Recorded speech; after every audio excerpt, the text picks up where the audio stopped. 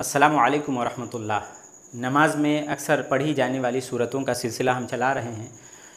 माना और तफसीर। तफसीर हम सूरह इखलास से स्टार्ट कर रहे हैं। कुल हुवल्लाहु अहद। कुल इसका मतलब होता है कि आप फरमा दीजिए। कौन किससे कह रहा? अल्लाह अपने नबी से कह रहा। क्यों कह रहा? क्योंकि बाज़ काफिरों ने नबी करीम सल्लल्लाहु अलैहि वसल्लम की बारगाह में आकर सवाल किया कि आप जिस खुदा की इबादत करते हैं वो कैसा है, कौन है, हसब व नसब क्या है।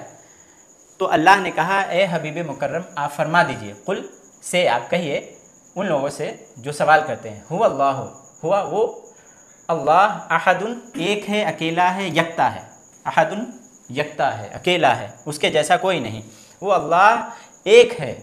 अल्लाहुस समद, अल्लाह बेनियाज है। अस्समद का मतलब जो किसी का मोहताज ना हो, वो सबसे बेनियाज।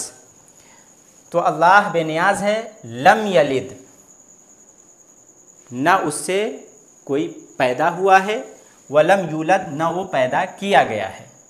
यानी न वो किसी का बाप है न किसी का बेटा है। अपने होने में वो किसी का मोहताज नहीं है, वो अपने आप है, हमेशा से है और हमेशा रहेगा। वलम यकुल लहू कुफुवन अहद, वलम यकुल लहू उसके लिए नहीं है। वलम यकुन मतलब उसके लिए नहीं है, लहू का मतलब उसके लिए, वलम यकुन नहीं है। कुफुवन बराबर, अहदुन कोई, यानी अल्लाह के बराबर कोई नहीं है।